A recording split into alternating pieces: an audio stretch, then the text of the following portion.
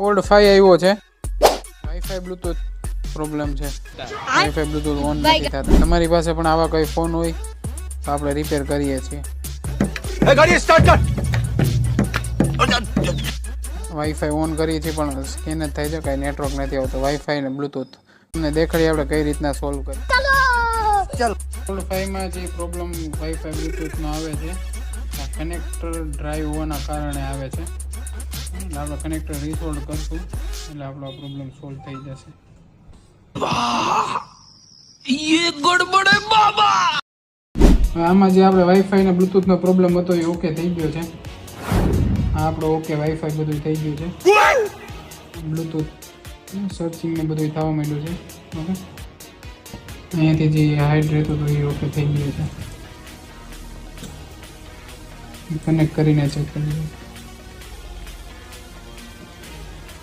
Fold 5 નો common problem છે જે wifi Bluetooth બંધ થઈ જાય છે. આપણે ત્યાં સોલ્વ થઈ જશે.